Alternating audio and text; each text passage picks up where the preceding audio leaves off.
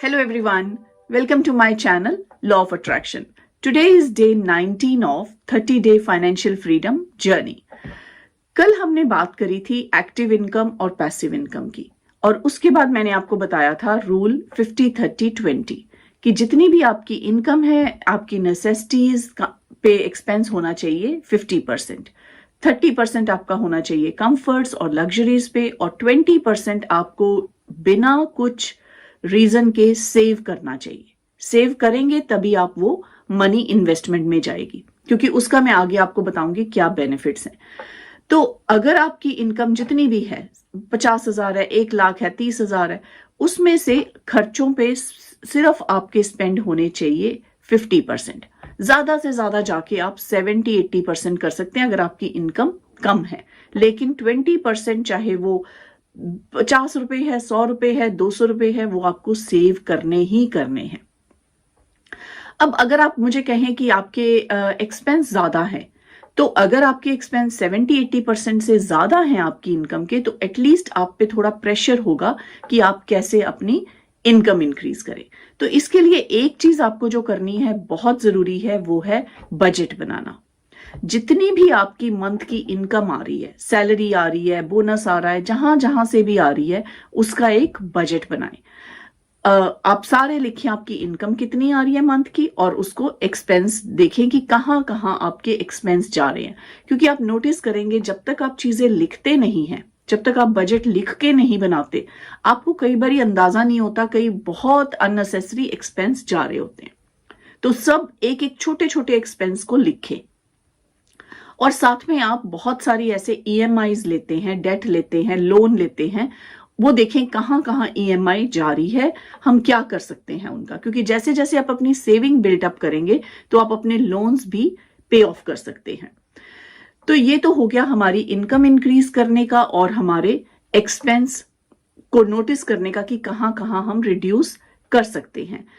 अब मैंने बात करी कि डेट की, लोन की, कि आपके बहुत सारे ऐसे ईएमआई होते हैं जो कई बारी इंपॉर्टेंट भी नहीं होते. आप बहुत सारी चीजें ऐसी लेते हैं जो दुनिया के लिए लेते हैं, अपने लिए नहीं लेते, स्टेटस के लिए लेते हैं. कई लोगों का ये मानना है कि लोन लेना गलत बात है, कई लोगों का ये मानना है कि लोन लेना ठीक बात है, क्योंकि हम इंस्टॉलमेंट्स में ईएमआई पे कर देते हैं. अब मुझे ये नहीं पता इंडिया में ईएमआई में इंटरेस्ट चार्ज करते हैं या नहीं, या वो इंटरेस्ट फ्री होता है, बट जहां तक मुझे लगता है डेफिनेटली इंटरेस्ट चार्ज करते होंगे. सो अगर तो आप अपनी ईएमआई से वो चीजें ले रहे हैं जो आपकी कंफर्ट्स के लिए हैं, जो आपकी नेसेसिटीज हैं, तो वो डेट गलत है. मैं इसमें आपको आगे एक्सप्लेन करती हूं. कॉन्सेप्ट होता है good debt and bad debt. अब गुड डेट क्या है, बैड डेट क्या है? आप कहेंगे जी डेट तो डेट है, लोन तो लोन है. गुड लोन और बैड लोन का क्या मतलब है? गुड लोन और बैड लोन का मतलब ये है कि अगर मैं लोन लेती हूं, आप सोचे 50,000 रुपए लेके और मैं घूमने चली गई, मैं हॉलीडे पे चली गई, वो बैड डेट है. अगर मैं 50,000 लेके फोन खरीद लेती हूं, अपना स्मार्टफोन, वो बैड डेट है, क्योंकि वो चीजें मैं अपनी कंफर्ट के लिए ले रही हूं, जो कि मैं अपना परचेज थोड़ी डिले कर सकती हूं. अगर मेरे पास अभी पैसे नहीं है तो मैं महीने बाद, 2 महीने बाद उसको सेव करके ले सकती हूं. लेकिन सारे डेट बैड डेट नहीं होते, सारे लोन बुरे नहीं होते, कुछ लोन अच्छे भी होते हैं. अब कैसे अच्छे होते हैं लोन? अगर आप 50,000 लेके अपना कोई छोटा सा बिजनेस शुरू कर रहे हैं, या आप शेयर्स एंड स्टॉक्स बाय कर रहे हैं, या म्यूचुअल फंड्स बाय कर रहे हैं, तो वो डेट लोन अच्छा भी हो सकता है. अब हम समझते हैं कैसे अच्छा हो सकता है. सपोज आप 1 लाख रुपया लोन पे लेते हैं और लोन आप लेते हैं 5% पे. 5% का मतलब है कि आपको 1 लाख रुपए पे साल में कितना इंटरेस्ट देना है? 5,000, जो कि मंथ का अराउंड 420 आएगा. सो 420 रुपीज आपको मंथ का लोन की इंस्टॉलमेंट देनी है, ईएमआई देनी है. लेकिन आप उस 1 लाख रुपए को अब कहीं पे इन्वेस्ट कर रहे हैं. हो सकता है आप उससे कोई शेयर्स खरीद लें, उससे आप कोई म्यूचुअल फंड्स खरीद लें और उससे आपको इंटरेस्ट आ रहा है 10%. तो ये है गुड लोन. गुड लोन का मतलब क्या है कि आप उससे 10% कमा रहे हैं और 5% बैंक को पे कर रहे हैं। तो ये जो एक्स्ट्रा 5% है ये आपको आपकी एक्स्ट्रा इनकम है। तो ये होता है गुड लोन। बैड लोन है जहां पे आप खरीद के चीज और कुछ ऐसी चीजें ले रहे हैं जो आपको कोई रिटर्न नहीं दे रही। आप सपोज 10 लाख का लोन लेते हैं, 10 लाख का लोन लेके आप कोई घर ले लेते हैं और घर में से जो रेंट आता है उसमें से आप इंटरेस्ट भी पे कर रहे हैं।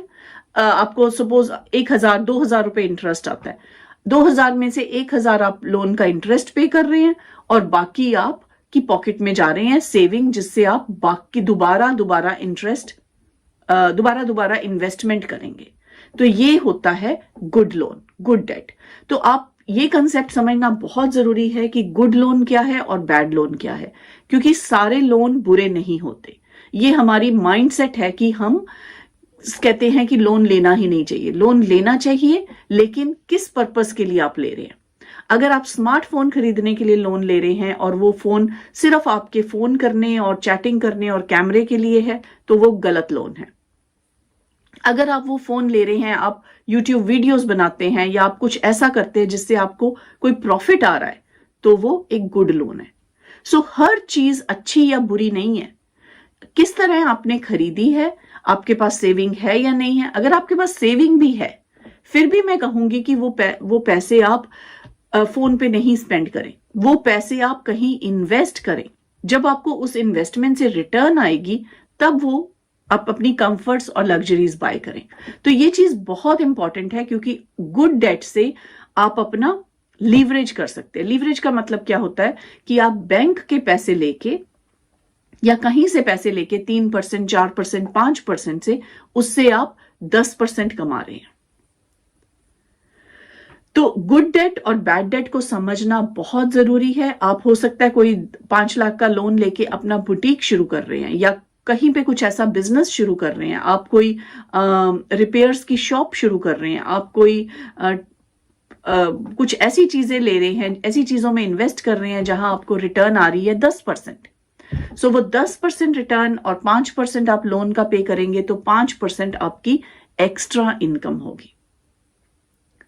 तो ये समझना बहुत जरूरी है, गुड डेट और बैड डेट, और अपना बजट बनाएं, क्योंकि बिना बजट के, बिना लिखे आपको कुछ नहीं पता चलता कि आपके एक्सपेंसेस कहां जा रहे हैं। और बजट में ये रिस्ट्रिक्ट कर दें कि आपकी जितनी इनकम है उसके हिसाब से आप एक्सपेंस करेंगे। ये अब आप कहेंगे ये सैलरीड लोगों के लिए तो बहुत आसान है, जिनकी मंथ में फिक्स्ड इनकम आती है। जिनकी मंथ में फिक्स्ड इनकम नहीं आती, वो कैसे बजट बनाएं?